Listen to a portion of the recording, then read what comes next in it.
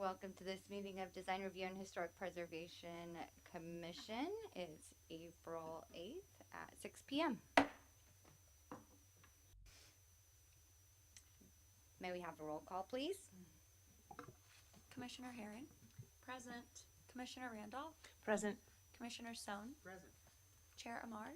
Present. Thank you. Oh, Commissioner SOHN. Present. Thank you. I would like to point out that Youth Member WANGBICKLER and Commissioner Drake are absent so far from tonight's meeting. Thank you. And let's see. We'll accept the agenda now. Do I have a motion to accept the agenda as presented?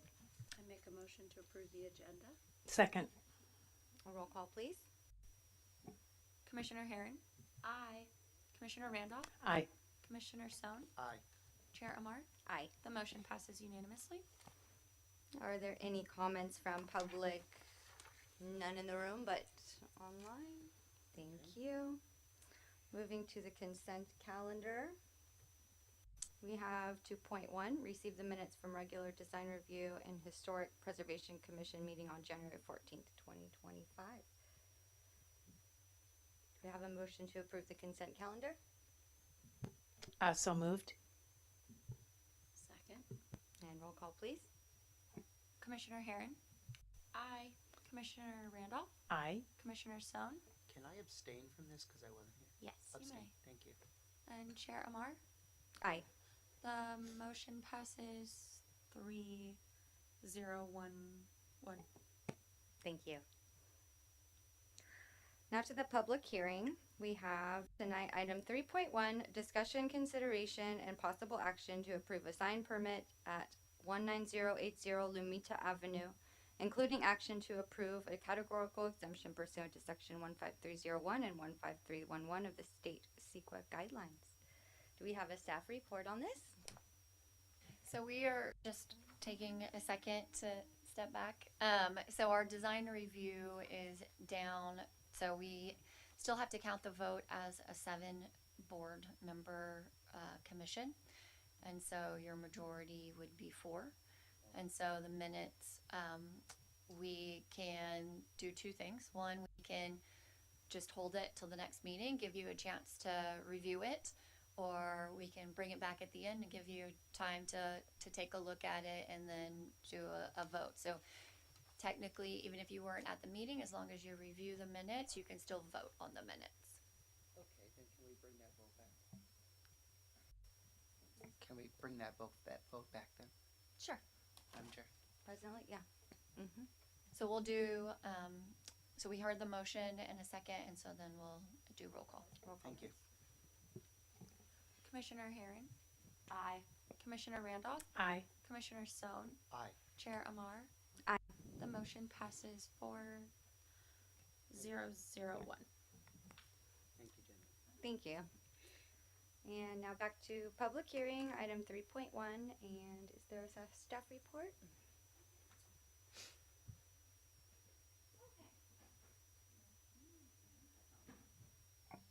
Good evening.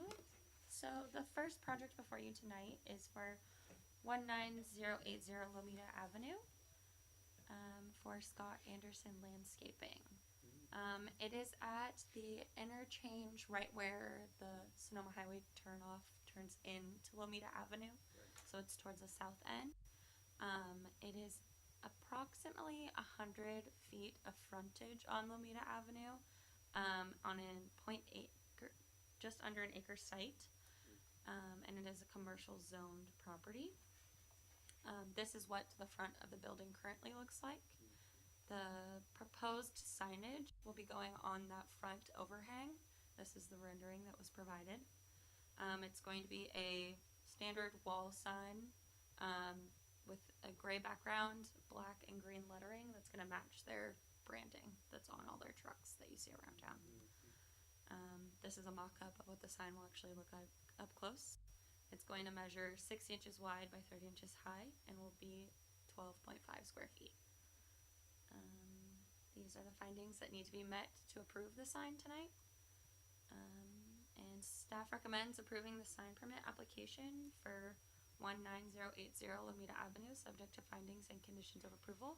Staff is available for any questions, and thanks. Are there any questions? Alrighty, and is the applicant available online since they are not in the room? Let me double check.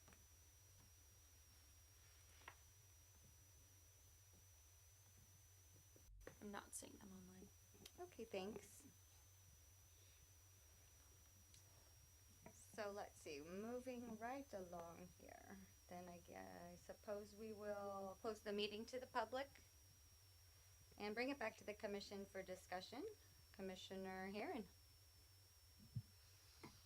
Thank you, staff, for the report. I have no further questions at this time.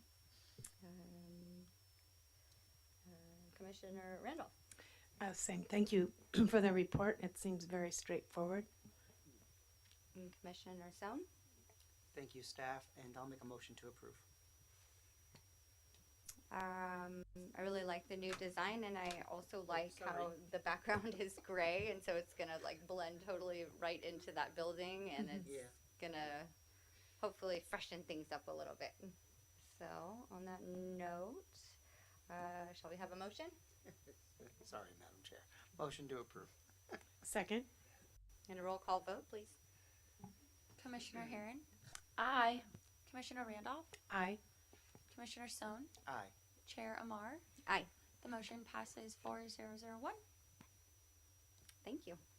Item 3.2, discussion, consideration, and possible action to approve a sign permit at 19190 Sonoma Highway, including action to approve a categorical exemption pursuant to section 15301 and 15311 of the state CEQA guidelines.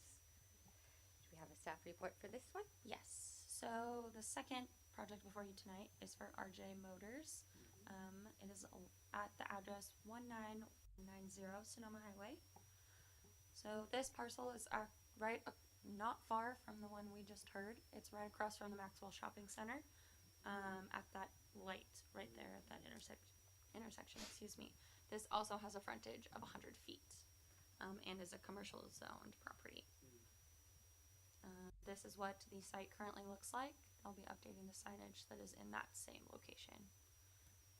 This is the proposed mock-up. It will be channel letters, wall mounted, with no illumination. And I'll get to that note that was on the plans into the conditions.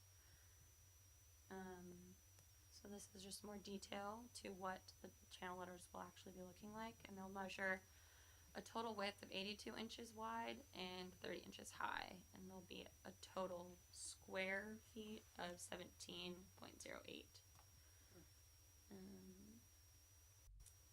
These are the same findings as the previous project. And then staff recommends approving the sign permit application for 1910 Sonoma Highway, subject to findings and the following conditions of approval. The description on the plan set shall be modified to remove the word illuminated from the description. Staff is available for any questions. The applicant is also available online, but that concludes my report. Thank you. Hi. Welcome, Michael.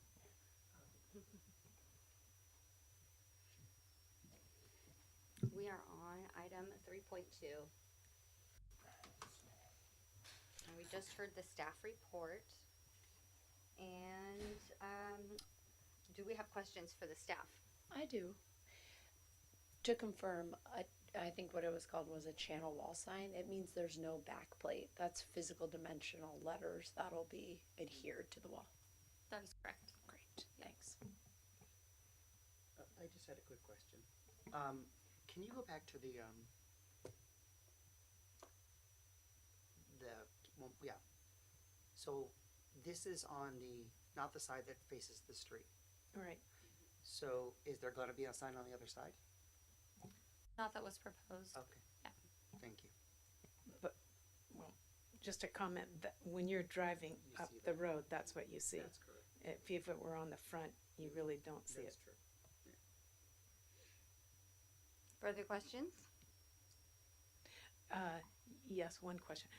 The awning, I can't see what it says, but it used to be Kovacs Motors, it's not something else, but there's lettering on the awning there. Service. Yeah, sales service financing, Okay. it says. So, okay, it's not. Okay. I'm sorry, I just wanted to hear this. Oh, welcome, the public's minutes welcome. ago, guys. This is the Big Design crowd. Review Commission. Yeah. Okay, any further questions? What are they asking exactly on the signage on this? Do you see the screen, one of the? Oh, I'm sorry. At this time, I'll open, if there are no further questions from staff, I'll open it up to the public. I'm not against it. What I'm trying to do is understand what you can and can't do. I have a property along there, so Great. just And trying would to. you please state your name for the record? I'm sorry, for- I'm Michael LaFave, and I own the property right next door to this. Thanks, so, Mike. Thank you. So, can you see the screen up here? And so they're just proposing this new sign that says RJ Motors Group up there on the corner. Check it up there. And it's not illuminated. So it's on the building, nothing. Correct. Let's see. And so at this time, we can bring the applicant in.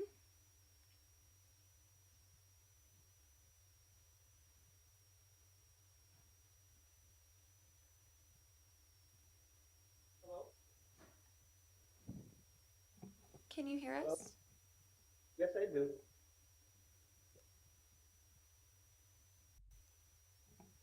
We can hear Hello? you, so go ahead whenever you're ready. Hello, would you like to tell us a little bit about your sign project? So it's just a basic, simple sign, which it says RD Motors Group. It's just channel letters. Thank you. Are there questions for the applicant from the commission? Sure. Thank you for coming out tonight. Can you tell us a little bit about your business? So I'm new here in Sonoma. Welcome. I thank you so much. I would love to be in the community. It's a very nice city, very nice people. I have a used car dealership. I've been in business for a couple of years, and we just moved here. And just trying to do business in the city. Thank you. Any other questions for the applicant? And do we have any further public comments?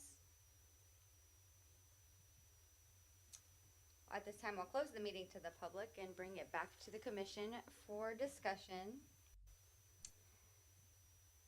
Commissioner Sohn? Commissioner Randolph? Again, it seems very straightforward, and it's great that we're going to have a new business there. And Commissioner Herron? I echo Commissioner Randolph, straightforward, and welcome to town. And student member WANGBICKLER?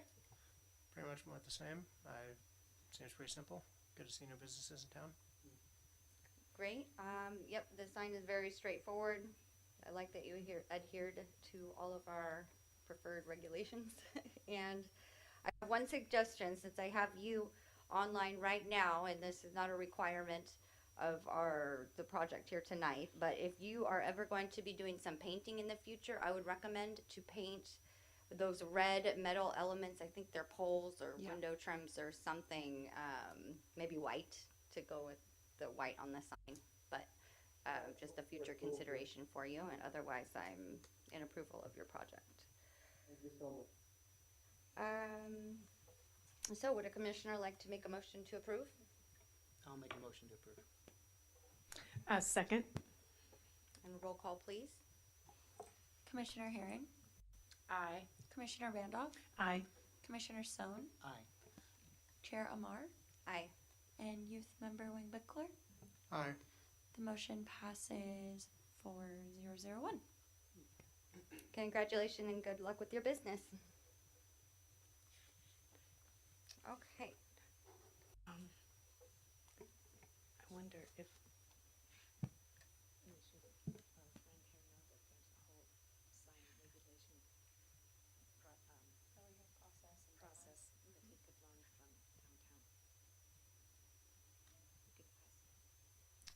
would you like to say that into the Yeah. microphone, please? Yeah. I was wondering, are you considering signage for your business?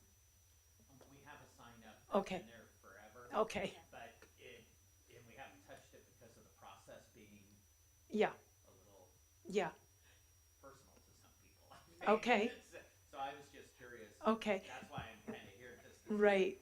because the sign's there. I just like to make it nicer. So, every sign is different, you know, too bad you, you just saw one super simple one.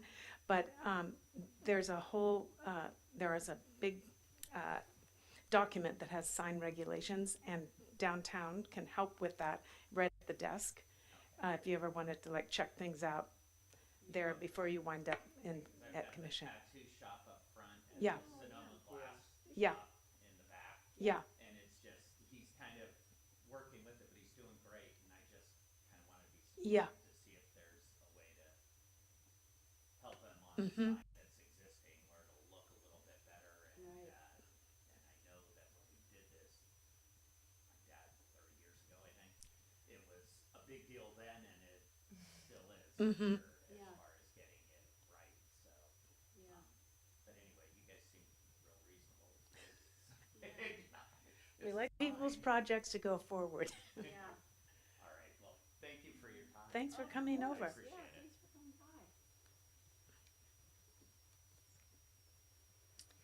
by. Okay, we're at 4.1, consideration of draft changes to the design review ordinance. All right, hello.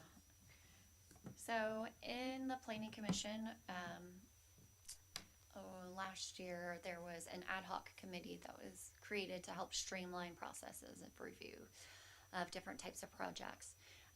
Design review was one of those that came forward to planning commission kind of with the ideas, and then we moved forward and just recently kind of drafted up what that could be. Not in actual ordinance format yet. We're actually going to bring that to planning commission in a couple of weeks, the ordinance format, for a study session, and then go to hearing in May to planning commission, and then June city council with these changes. So before I go to planning commission though, study session, I wanted to get feedback from you all on what is being recommended. So everything that we're going through is the things that were in your staff report on this item. And I sent you the link of when planning commission discussed it as well, so in case you had a chance to review that as well. So what I'm going to go through tonight is just the highlights of specifically the design review process and what would trigger the different levels of design review, looking at bringing back the minor design review and creating a minor design review process. And so I'm going to just talk about those and highlight those. So in an effort to streamline, we were specifically looking at what are the types of projects that we definitely want to see before a hearing body. And so these would be considered the major design review. So the first being for commercial and public buildings, any new structure within the city, any additions greater than 25% or 800 square feet of existing gross floor area, and any exterior modifications that would be visible to the public from the public right-of-way or areas accessible to the public. So again, being very specific about our commercial and public spaces. These are our high traffic public areas and wanting to make sure that those get reviewed. Additions of 25% or 800 square feet, we were wanting to allow businesses to expand, and if they're just expanding back in the back and they're not visible, we in discussions, planning commission felt that 800 square feet was a reasonable amount. Staff is recommending a percentage to be added to that because we have a very big range of sizes of commercial buildings. So 800 square foot on maybe one of our old craftsman homes that is now a business may not be the same as a 25% addition. And not all of our old craftsmen, by the way, are still historic. They've been modified and things like that. I'm just talking more about the presence on the street, the character of it. So then we're talking about residential buildings that are located in the historic overlay or listed or determined eligible for listing in the local register. So major design review would be for any new structures.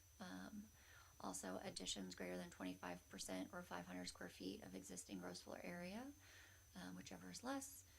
Additions that create a new upper story or exceed a height of 15 feet above the adjacent finished grade elevation. And then any exterior modifications that are visible from the public right-of-way or areas accessible to the public. So these are looking at different ways in which we can incorporate additions into our historic resources or structures that are within that historic overlay that allow for a lesser design review, but also the potential for a major design review if it's greater than. We've seen some projects that are more interior to the site and not really visible that would still trigger design review. So we're trying to make sure that when we're looking at additions, maybe it would incentivize people to make their additions in locations that aren't visible because they could still not have design review if they were of a certain size, right, and not visible. Before, it was pretty much 10% was triggering design review. Any questions before I move from this slide? One, we had talked about last year, end of the year, that I guess, are all these bullet points only for historic overlay or outside of historic overlay as well? So the residential buildings would apply to anything that's historic overlay or is listed or determined eligible for listing in our local register. Okay. So they would have to be historic or in our historic overlay. So we still are requiring the historic resource evaluation for all buildings that are over 45 years old. And then we would then say, all right, if you are not determined to be eligible and you're not in historic overlay, then major design review does not apply to you. Which means they wouldn't come before this commission. Correct. Thank you. Right now, in a similar vein, we don't have new structures that are not in the historic overlay coming before design review. So it kind of became what we need to make stick to the line. All right. And then we're looking at new residential development consisting of 5 or more units, including single family development. So again, multifamily in some form or fashion. The actual multifamily residential complexes, if they do not comply with our applicable design standards. So the city does have multifamily objective design standards that currently the way the code is written only apply to those that are utilizing state law to basically bypass city permitting process. Under a state law streamlining acts, there's different ones that they can utilize. And the only regulations that cities can apply are objective design standards. And so we do have those for the city. And so we would look as to apply those to all new multifamily. And if they don't comply with those, the way it's written right now, if you don't comply with these objective design standards, you're asking for permissions, and then you would go through a design review process for that permission. And then newer improvements to existing parking facilities with 10 or more parking spaces, going back to what's already existing in our code. And then the last being modifications of previously approved design review plans, except when I'm saying subsection C and D, I'm talking about the minor process and exempt process. So something that we haven't really considered or talked about, we think about it in, as far as staff goes, is when these projects are coming forward while they're in building permit process, conformance to the plans is required in accordance with our conditions of approval. But we're starting to see more 5, 10 years, 20 years down the line that have been reviewed by design review now coming and modifying those. And so the question is, do we still want to bring them forward to a major design review if major design review is triggered by one of these items? So, or if minor is, or if if it's exempt. So, a case in point would be some of the projects that we've reviewed, maybe in the past, that today they're not historic, but they did go through a design review process, and they're now being modified, but they wouldn't necessarily trigger it because it's basically a brand new home and it's not in our historic overlay. Do we treat them as a modification to their approved design plans, or would they just be exempt because they're not in our historic overlay and they're not historic? That's the question, and that's what we're looking for. And it may be something that I'm looking for direction too about how to treat that, and it's up for discussion. And then also, does it just apply to projects from this point moving forward and not to the past? So, the property that's corner 103 that had the terrible thing that happened there with the underground explosion that caused the fire and everything on the corner. So that project went through extensive design review a few years ago when it was put together. So now I'm not really sure where they are, but I'm just pulling that up as an example of when they do whatever they're going to do. Will that trigger another review? No, as long as they're doing, putting it back exactly that's what was approved. Okay. And you'll actually see an exemption to that effect as well, in the sense of like fire damage and other types of hazards that happen. Yeah. Earthquake damage, things like that, allows them to put it back to what exactly was previously approved. Staples had a driver decide to make a drive-through. So just things like that, we want to put those back as fast as possible, and not delay any projects. Yeah. Go ahead. What were, from the subcommittee, were there any recommendations on the area that you need guidance in from them in this specific area, or? No, this is just something that in other jurisdictions, and so it's something that's come up in the projects that we've reviewed in the 2 years I've been here too, that I'm like, how are we going to treat this? How, I can see past reviews, we can see past conditions of approval that are through design review. Do we treat this as brand new? Do we treat this as a modification to what was approved previously, which is how I would normally treat it? Okay, I was going to ask that next. Yeah, so I would normally treat it as a modification to what was approved. We actually have one that is going to Planning Commission that is a modification of what Planning Commission approved, but they haven't even gone through construction. So it's not even like 10 years down the road. This is, 2 months since approval that they're changing it again. But this is where the question is raised, is if the project that they're actually, so the way that I interpreted that one was the project that they are doing itself triggered, if I treated it as brand, like all built already for what was approved, and then what they're changing, that modification itself triggered design review. And so I automatically thought, okay, well, it needs design review. Planning Commission approved their prior design review, so therefore it's a modification to their design review that Planning Commission has already approved. It's because they was a variance with that project. So it was kind of like, okay, first this, then that, and so we're going to Planning Commission because it's their conditions of approval that need to get modified. So I have a follow-up to that. Is there an overarching goal, maybe on the staff side, that, I'm just throwing it out here, I might be totally off, but is the goal how many projects do we bring to the commission for approval that year? You know, what, no, it doesn't really matter to you all as staff, as you just would like to know, be more clear on. So we what- want to be more clear, but the goal is to streamline and to have more administrative approval versus possibilities. The commission. Mhm.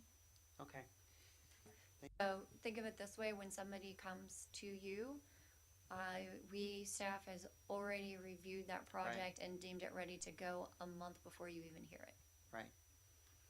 Well, I certainly, I've said this, and I know several of us have said this, that we appreciate all the work and the information you provide to us, you know, in making your recommendations. And it's something that I personally value highly, is the knowledge and the time you put into it. So if there's a way for us to streamline that and to make sure that you all have final approval on things, so it doesn't have to come before us, and if we only have to see the larger projects that are triggered, I'm fine with that. But I mean, I don't know what the process would be for you to get direction from this commission on how that would work.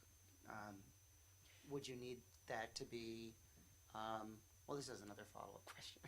Would this need to be something that both planning commission and design review decide? Or is this this doesn't need to go to council? This is my, So this ordinance will go to council. It'll go to planning commission. So what tonight is about is looking at what these triggers are for a major design review and providing any feedback. You know, did we miss something that you feel as a commission is important to be heard by a commission? Or are the ways that we are identifying what types of projects would go to a commission adequate? And then, so I have more slides, and we'll talk a little bit more about what's minor, and then what that process is, and then what's exempt. Okay. Two questions. First question.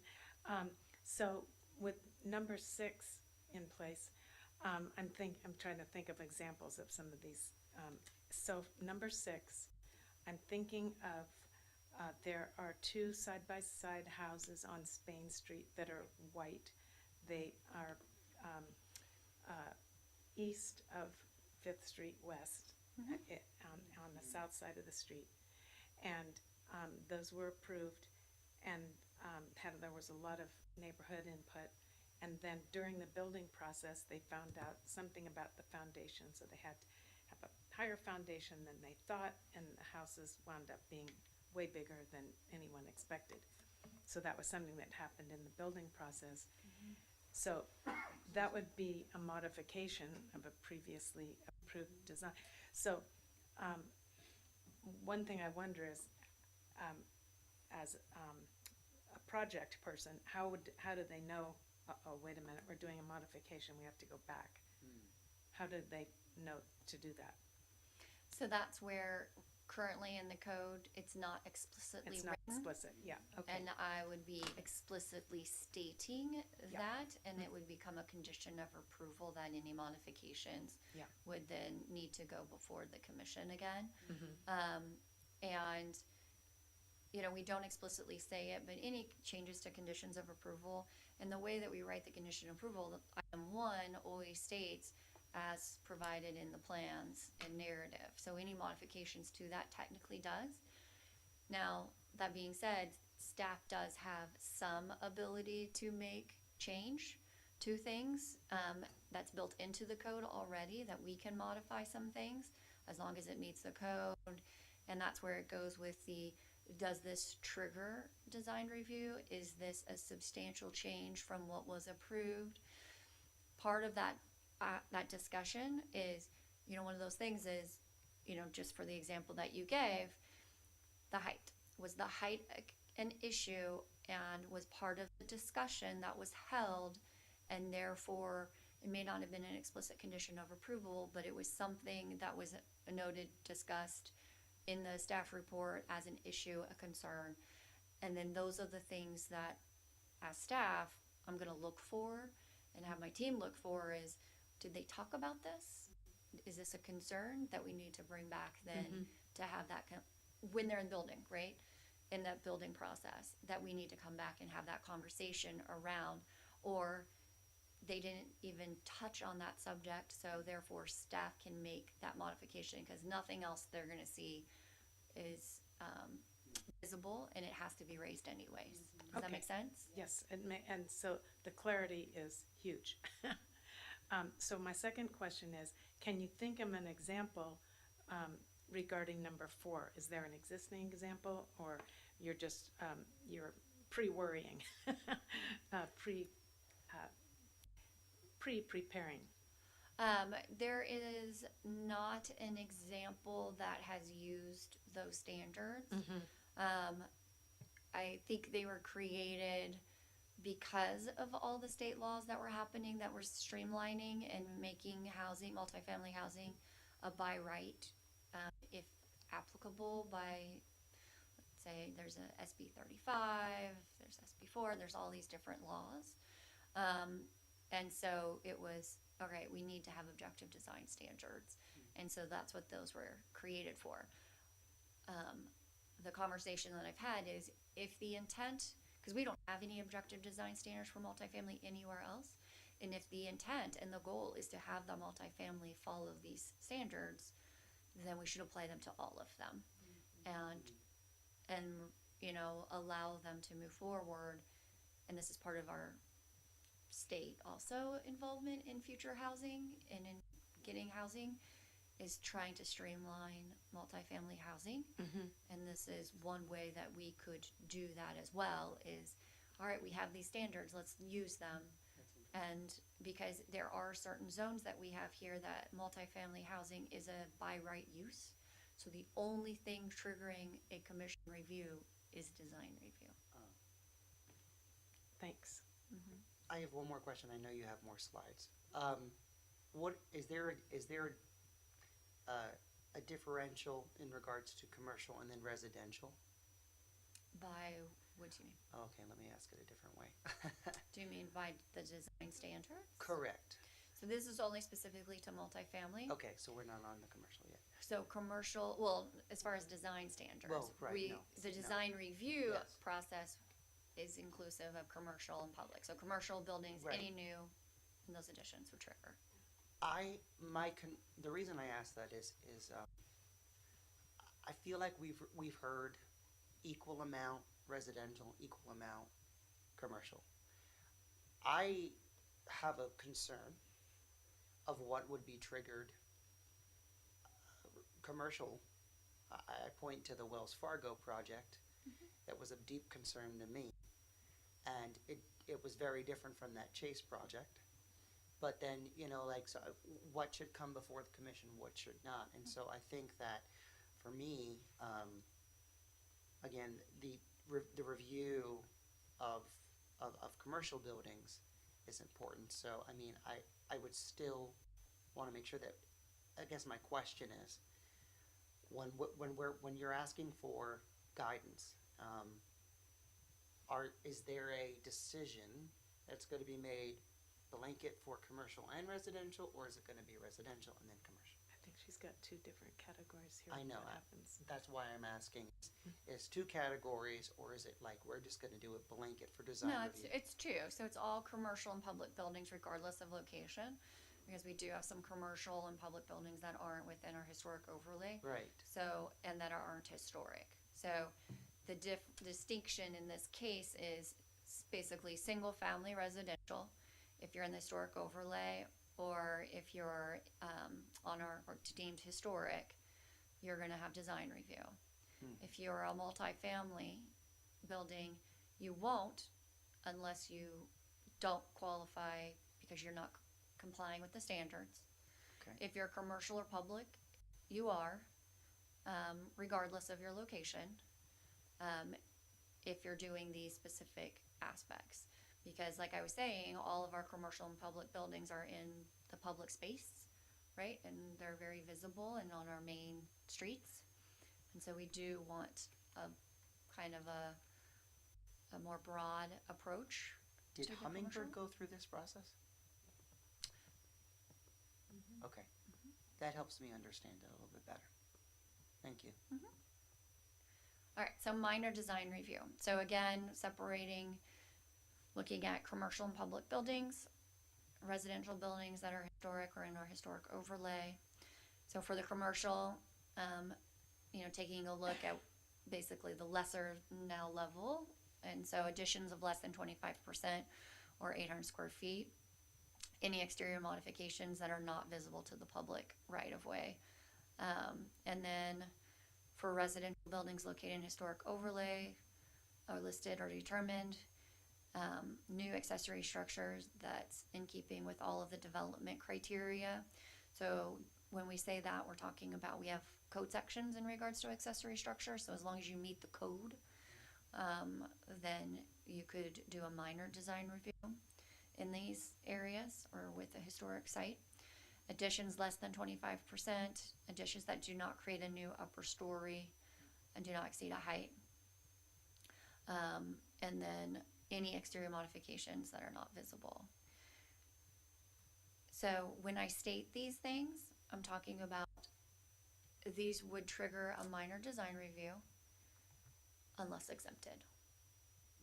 Okay, so any changes to a historic resource, regardless of the where, and any changes in the historic overlay for residential are going to trigger a minor design review process unless exempted.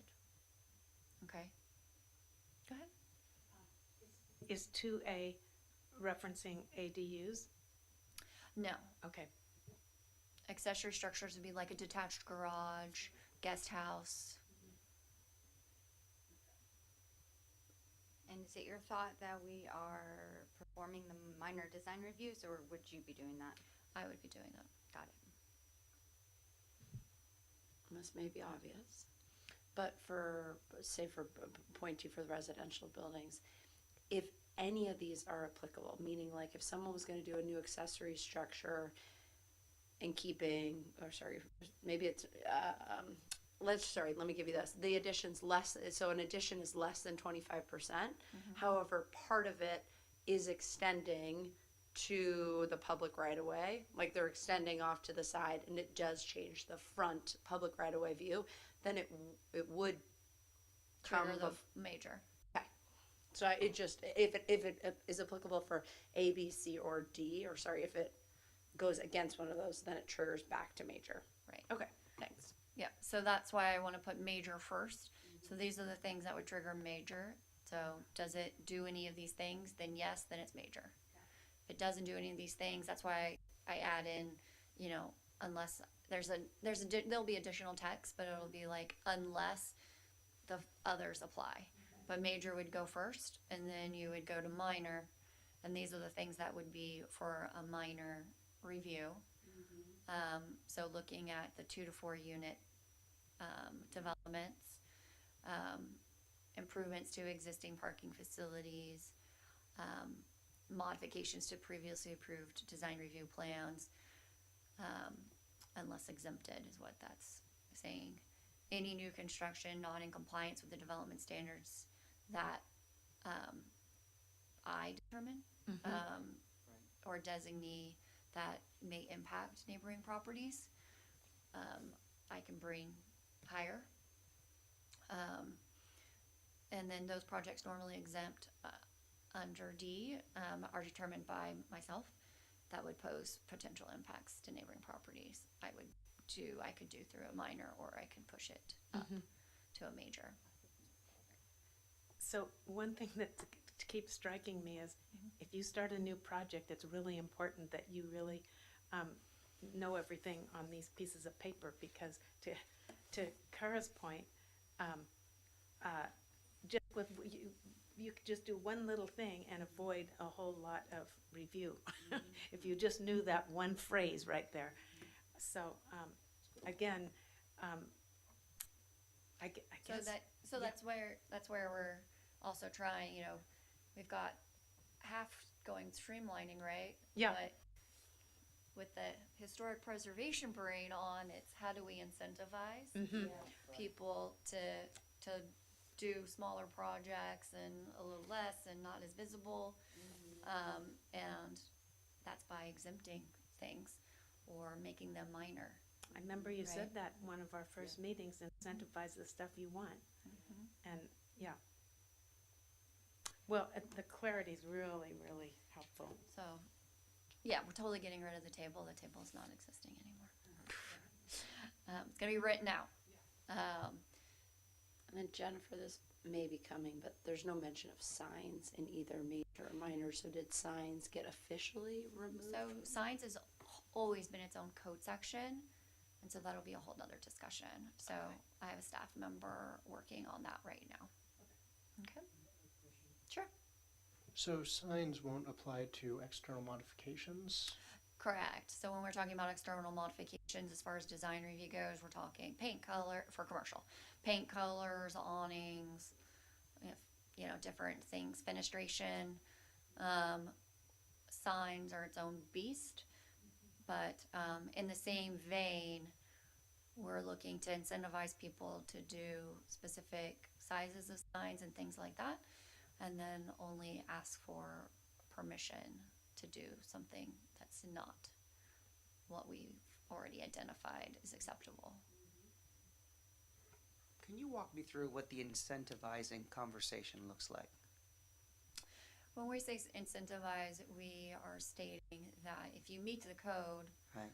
then you will have less time in the Right. process.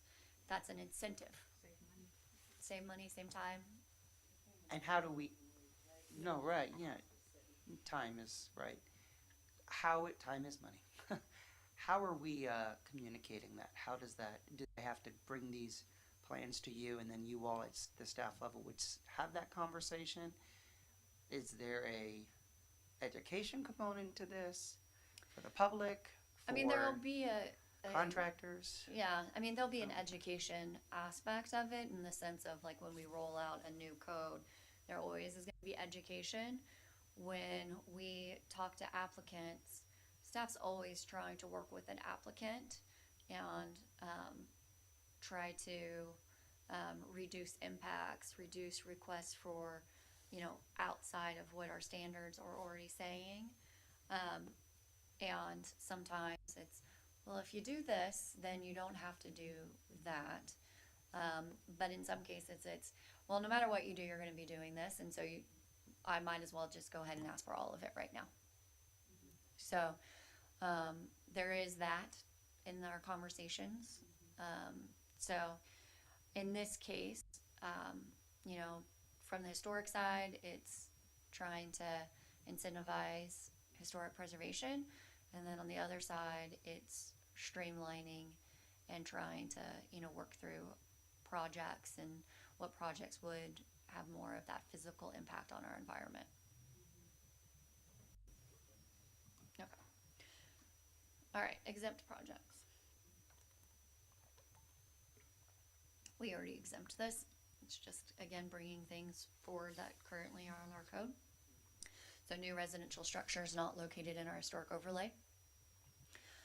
Modifications of existing residential structures not listed or determined eligible for listing on the local register. So again, we're still going to require the historic resource evaluation to occur. I am going to be asking for funds this year to do the citywide survey, so we'll see. And that way we can go forward with a list and then not have to charge each applicant to get it done. New multifamily residential structures that comply with the design standards. And then these three. So window replacement, and there's qualifiers on this. Window replacement provided that the window design matches the predominant window material type and that there's no changes to the dimensions. Original windows and historic resources listed or determined eligible for listing on the local register must be replaced like for like material, size, and style. So this is trying to, again, incentivize good window replacements when they occur. And in discussions with some of the planning commission, the vinyl and the vinyl clad windows would not be permitted in historic overlay or on historic resources. Repainting existing structures provided that the paint color was not required to specifically address a design related issue. such as consistency with historic architectural style.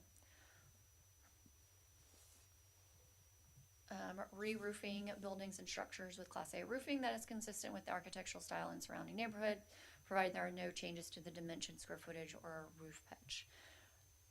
Majority of our roofs are been changed a million times already.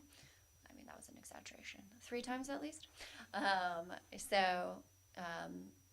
There are specific roofs, and with our new fire maps too, it's going to be important to pay attention to what is installed on these roofs.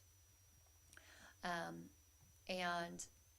in a lot of cases, our re-roofs have been shingle for shingle and a gray to maybe a darker gray or a brown, or so we haven't seen any historic ones come forward. The only historic one that I've seen come forward, and I was going to add a qualifier in here about the historic, is we've had the church that has the wood shingles in the plaza on the spire got replaced, and so I worked with them to get to that. Now,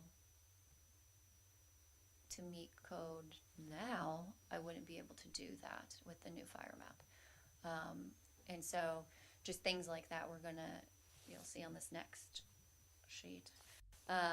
This next one.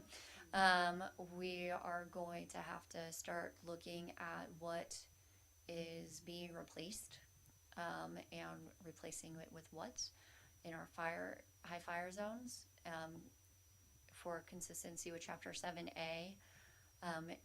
Not that they should be coming forward for a replacement, but rather if being replaced, what it's replaced with, if that makes sense. And this is my qualifier, except for buildings listed or determined eligible for listing on the local register. So I just wanted to put that out there, is that we are probably going to be having some new buildings and things, and we're going to looking at alternative materials that are more fire resistant. You're fine. I'm almost done. Okay, a couple questions. I just need some clarification on terminology. So Sure. the register is deemed, it's the list that is deemed historical. So our register is going to be Fine. those resources that are listed. Listed. So city council has to adopt them. Okay, could you go back to the last slide, because that's part of this question. Not listed or determined eligible. Number 2, structures not listed or determined eligible. How do those two tie together? So city council approves the listing. This commission makes the recommendation and to city council for listing of historic resources. Okay. Determined eligible, there's a report, a historic resource evaluation that determines whether a structure is actually eligible to be listed on our local register. It just has not gone through the process of actually being listed. And that would be through the standards of the state, local, and maybe the national, which is Interior Departments. Okay. Okay, thank you. And then could you give me an example of a material that simulates appearance of wood? Party board. Oh, okay. Yeah. That's fire resistant? Oh, wow. Okay. Thank you. A quick question. Sure. Number 10 is the reason why we would do, I'm thinking of a natural disaster or an electrical fire burns a house completely down to the ground. So where it's above 50%, is it because we're considering this like a new dwelling, so it should come back to us? Or if it was an electrical fire or something that took it all the way to the ground and it's more than 50%, would that just go straight to a minor review with city council if they said we're building like for like? So this would be you could, so just like anything else, would it normally require, like in this code, this new code, would what they're proposing, let's say it was more than 50%, would what they're proposing trigger design review or not, is what would happen, how we would treat that project. Is it in the historic overlay? Is it a commercial structure? Those types of things. Or not a commercial, this is residential, but so if it in the historic overlay is really where this is going to be most applicable, or it's historic, and then if it's, you know, the less than, again, we're trying to get them out the door really fast, and so it's quicker and easier to rebuild at that point. A lot of the time, what you see though is not wanting to do a reconstruction. It's usually, I'm going to go ahead and expand at this point. Even though it says residential, it kind of applies to corner 103. I mean, we could say, you know, conforming structures and just get rid of residential dwelling.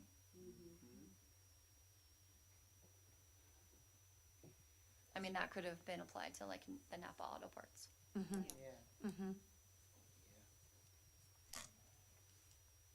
And Staples may be the same.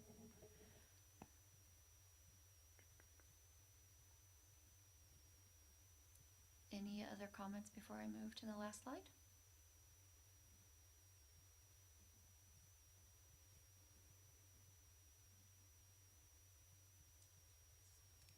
Nope. Okay. So if we were to have like a large-scale earthquake that demolished multiple buildings, more than 50%, would we have a way to like expedite that process so we're not spending a bunch of time processing all those buildings? So that goes into kind of what we're trying to do with this. If we're, you know, really wanting to rebuild them fast, we do have other sections of our code to deal with non-conforming structures, and there's other things that we have access to. And in our non-conforming, I think they do just like for like. We have I can't remember the amount of time. There's a specific amount of time that they have to be rebuilding it, which is what happened with the Napa Auto Parts. It was too long of a period of time since their fire to do their rebuild.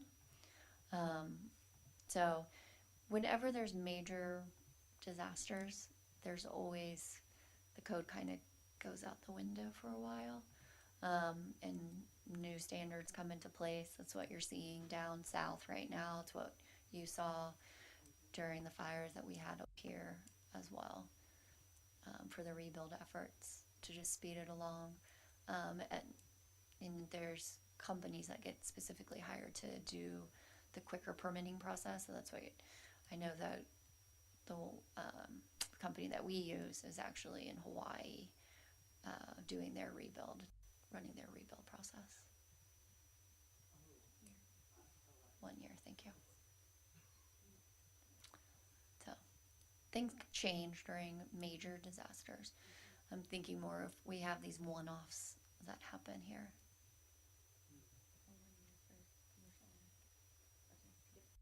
The plans are perfect till you get socked in the face, you know.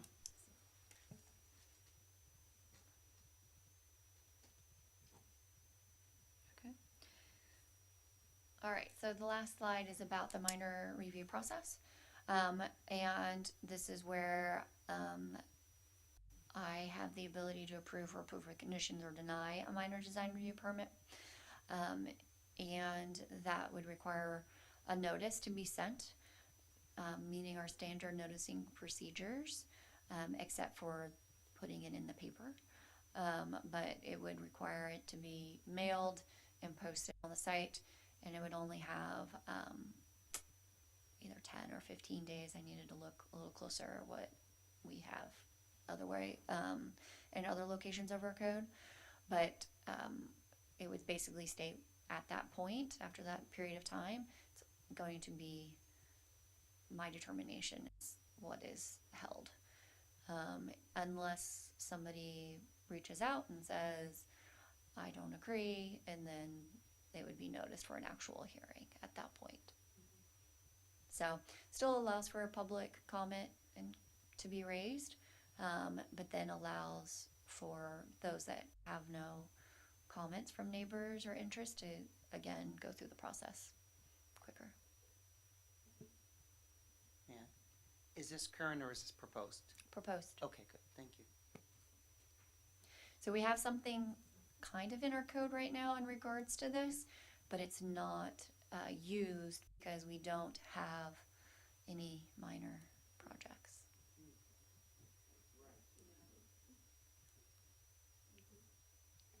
Oh, just can I'm becoming through this presentation a huge proponent of allowing staff to do what staff does, and if it helps you streamline, I'm all for it. Any interested person is anybody, right? It could be anybody who isn't even in our community. Okay. So notices will only go to the 500 feet and then posted on the site. Anybody has the ability to also appeal a decision. So you don't have to have heard from you don't have to live next door or anything like that to come provide public comment, nor to appeal a project to its next highest level. And so those are always options as well. So even if the end of this period I approve it, there's still an appeal period. Okay, so basically it's like a public records request to send anybody from the public, including not living in the state. I'm asking for reasons. Well, I mean, what would trigger? Think of if somebody was in the property next door, but that was their weekend place and they live in Idaho. Okay, okay, that's a good point. Okay. So really, you're expecting anybody who this is going to impact in the area, but any interested person could be defined as anybody from the public. I know, I'm just wanting to clarify. I find that to be a little, but I mean, that's what it is, but I just find it to be a little annoying, frankly. Okay, thank you.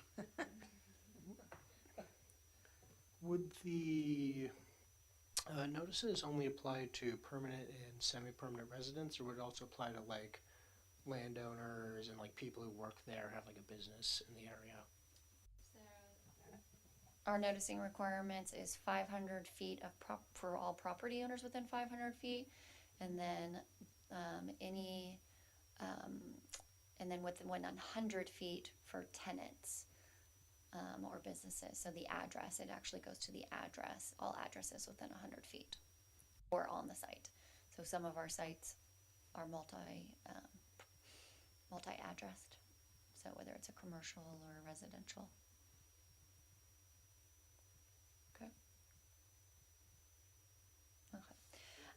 So the other thing that I wanted to talk about in regards to this is I'm sure you've noticed that you haven't had a lot of items.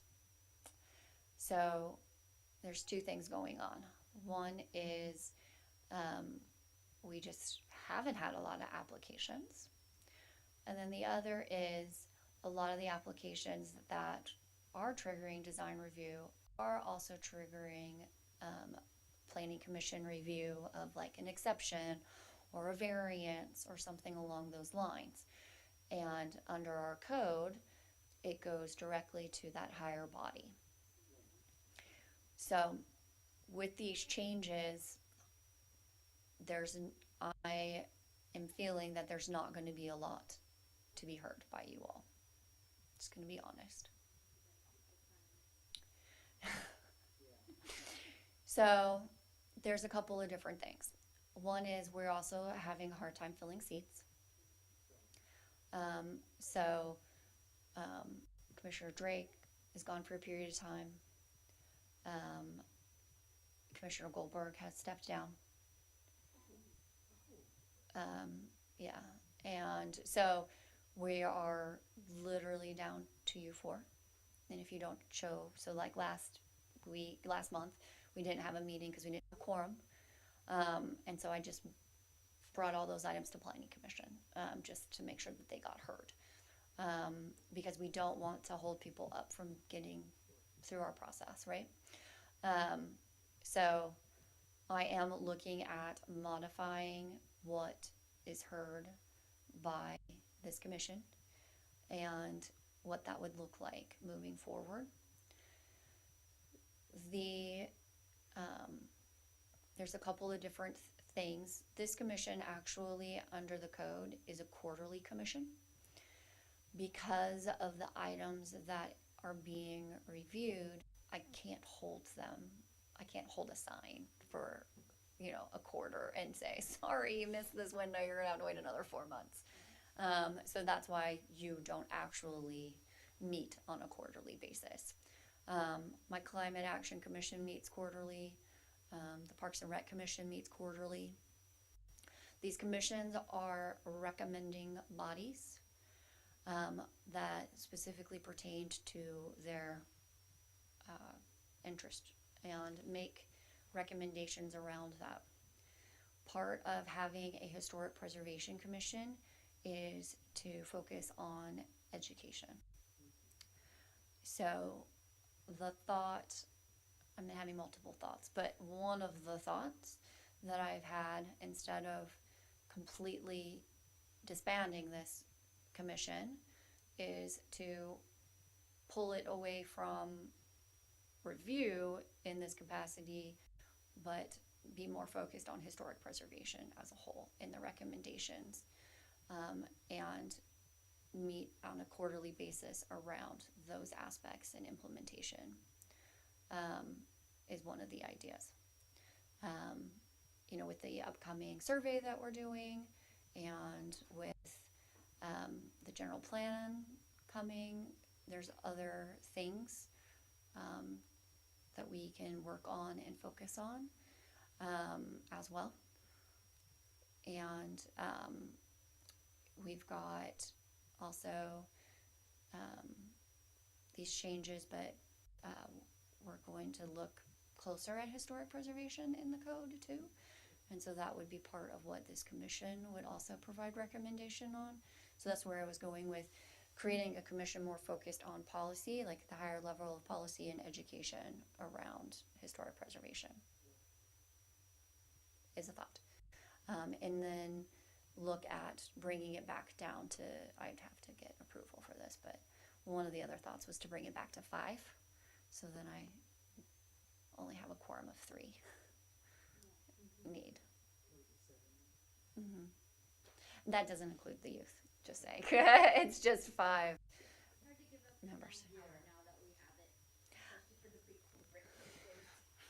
I agree So with you. we have a sign, we're looking at the sign ordinance and what that looks like, and I get what you're saying. But that's where, providing recommendations, what does that look like? And what are the types of signs that we really want to see? I understand where you were going with your comments earlier. Commercial. And so what does that look like? And so these are just thoughts that are out there. I just want to be honest with you guys with, we're mostly out of here by 7 most of the time, and you usually only have like 2 items and things. And that does, with the changes that would happen, there's potentially even less coming this way. And so I just want to be more realistic with utilizing you all in a more structured fashion too, outside of just a review of projects. Is there a possibility to do like quarterly, but then when there are those kind of handful of items or something, to call a meeting outside of the quarterly?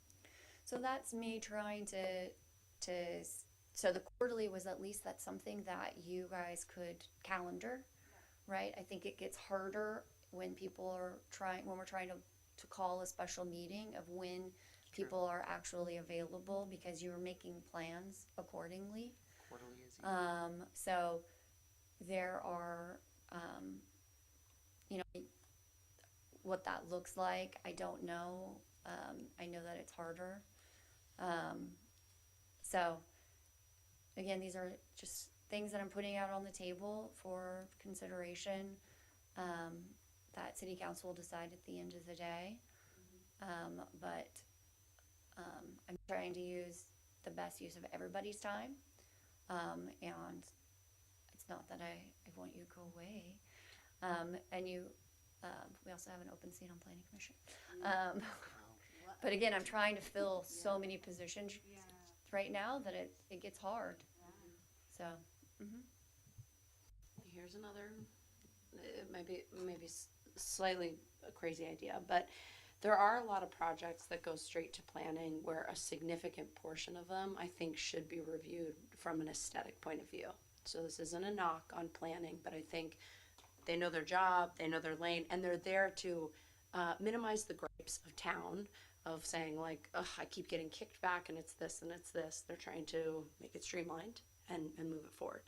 With that being said, would there ever be a consideration to have their agenda items? Let's just say we meet the first week of April, they're meeting the second week of April, and anything that is design specific comes before us. I don't know how that works in terms of voting power, but at least there's instead of like a design review recommendation of like a color palette or this or that, is there that lens that we could apply? I don't know how that becomes part of a voting process, but it at least has a governing body that is focused on design, which like ends up being that 20%, but that is the feeling that people leave with after they experience something visually. Food for thought. so that was the way it was, and I think Commissioner Randolph will remember that, back when you were on commission before. So that was modified, I want to say 2022. And that was mostly because of push around the housing and streamlining. Thing was like SB 5, or I can't remember the Yeah. number. It was the one that said you only get 5 meetings, and Yes. then if you go past 5 meetings, the project's approved. Yeah. So there's all these, again, these state laws that have come into play on trying to streamline activities, which is why you're seeing separate, like, movement of things in different directions and streamlining efforts. I'm trying to look at it holistically as a big picture of moving project forward, and trying to get that feedback from everybody. But it was done that way. It used to be planning commission would review, and then once they approved it, it would go to design review for their design touch.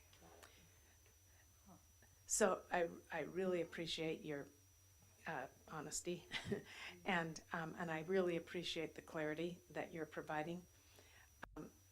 One thing that's crossing my mind is we are, and I know that kind of from a state standpoint, we want to increase the amount of affordable housing there is, and so that's part of the desire to streamline some of these processes, so some projects in a metropolitan area especially, can move their projects forward. When you come down the funnel to a little teeny Sonoma, which is kind of viewed, I think, as a historical place. People come here partly for the history. I don't think it's a good look to not have a design review commission. I mean, a commission that is focused on historic preservation and design review. So I don't know how to, I think you're trying to get the balance to be what it needs to be, so that I think from what I'm hearing, there's more focus on historic preservation, meeting less frequently, focusing on different topics. I think that's what I'm hearing from you. Right, so what I'm saying is leaving the review, discretionary review process to planning commission and staff, and keeping the policy level to the Historic Preservation Commission itself.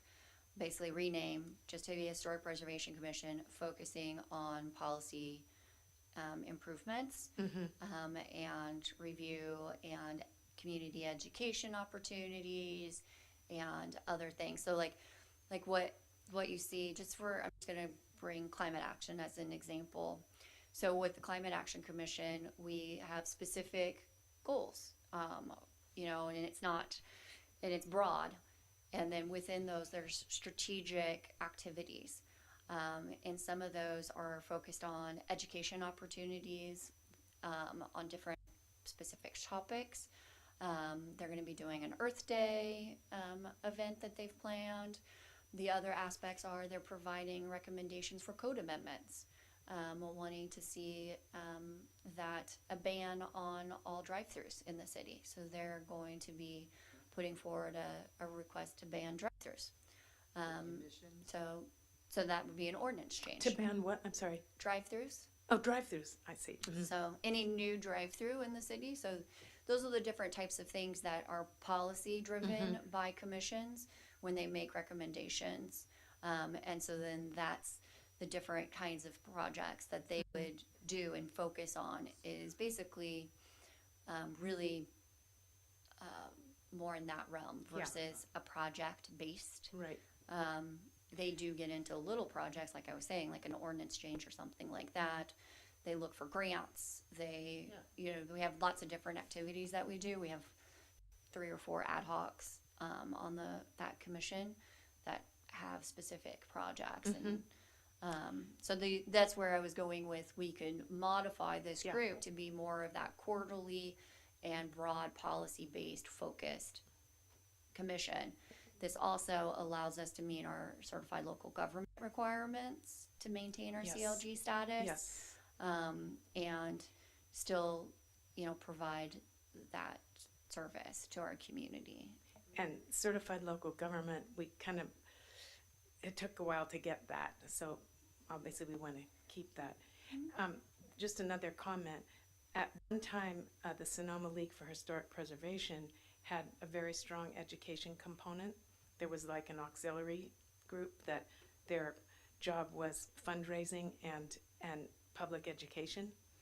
And that no longer exists. And the league is a little bit more advocacy focused now, I would say. And I kind of miss those education opportunities that were done with the league, because there were public events that raised people's awareness of what our history even is. And they would be like fun things, but there were lots of things that took place at the Masonavi House, for example, and brought people to the Masonavi House to have fun, but also learn a bunch of things. So that's been missing for quite a while. And, things change, time changes things. But that could be a part of a focus of a differently made up, a commission with a different complexion. Yeah, and it doesn't mean that the complexion in the sense of the individuals would change. It's just more about the activities in which you do. So a lot of those things are already identified for this commission. It'd basically be taking out the design review component of it and then the discretionary review component. But then just kind of more focusing and galvanizing around very specific things. So as I was saying, we're going to have a cultural resource element for the first time in the city.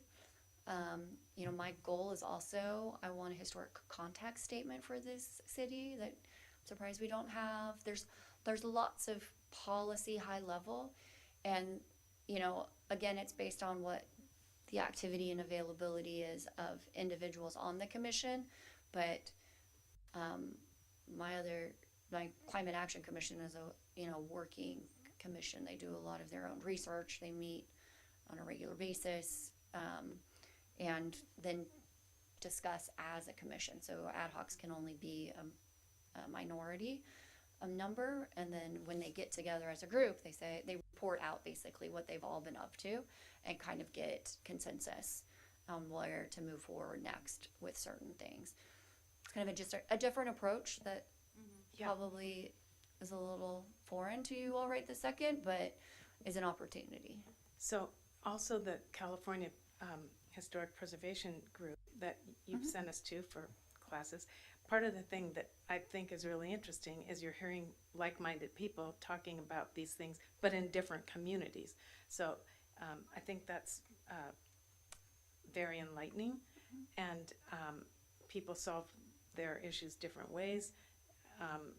We've been pointed to various other communities' guidelines and how they make things very clear, et cetera, et cetera. So that's really different than sitting here and deciding whether a sign should be red or yellow, you know. So anyway, I'm with you. Okay. Yeah, I'm with you too on that one. I think that we do get very fixated on our little design review things, whatever they are presented, and I think that the historical preservation often gets pushed back to, like, if we have a special thing coming up, if there's like the special surveys going on or something like that, and we save that, we don't talk about it every time we're here. And I think we can have like a more profound impact by refocusing toward that a little bit more, and use you as our resource as well. Like, such a wealth of Yeah, information. and Your it's a lot experience of, is you know, unbelievable. to be honest, like sometimes I feel like, okay, I don't know how long this meeting will take or not Right. take, and Yeah. we've set this agenda, and when it's every month, I can't come up with something to talk about every month, to be honest, like just with everything going on. But if we had it set for quarterly, then there's that opportunity for me also to develop content for us and have time for you all to focus on content, you know, that we can then share in the next meeting. Your experience is unbelievable. So, and you probably know that, but you're just like It's a broad. bright shining light. I mean, we've had great staff support all the time I've been involved, but we've never done this before, and it's really important that you share your experience because it's deep, and you know, you have a lot to share. I'm happy to, you know, help and guide us as we change too. And there's no reason why we can't have special meetings from, you know, at certain times and things like that. I know that we're doing special, we had just had back-to-back meetings with Climate Action because I wanted to focus on their work plan. So you'll see also I develop work plans with that commission, and with the Planning Commission right now I have a work plan that these are the things. So as we modify what we're focusing on and things, we'll develop a work plan, things that we want to focus on and achieve. And then that's what I present to City Council and say, this is what we're trying to meet our goals at City Council, and this is what this commission's going to focus on to help City Council meet their goals. And however this is decided in the future, perhaps we can consider having a quarterly meeting solely focused on historical preservation. When we have light, I mean, project will be lighter in the future. Yeah. But maybe So- making it more of a priority. Yeah, so we'll be doing, like I said, we'll go to Planning Commission, get their feedback, and then draft the ordinance accordingly. And that's what they would be recommending to City Council. Council at the end would be making that decision of what that looked like. So depending on what that recommendation is, it affects a lot of sections of the code and what moves forward. And so I'll be sure to let you guys know. So if there's any major concerns or anything like that. So we meet again April. I don't know that we have any items in May, do we? For design review. I may have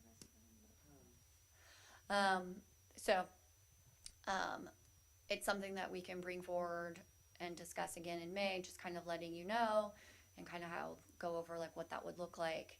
And then we would go to hearing in May and then City Council hearing later in June. Okay?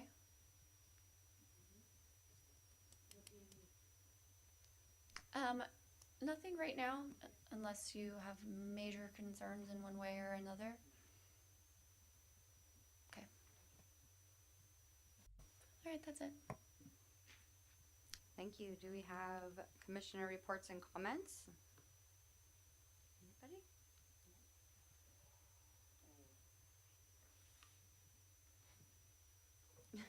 Question. So, I don't even know what meetings now we haven't been at because it's been so long. The beginning of the year, we had a January meeting. We had decided that this commission would wait until we had. What's your last name? Michaela. Sorry, Commissioner Randolph present. I'm calling Michaela. Before we decided who our vice chair would be. With this potential change, should we just wait? Okay. Okay.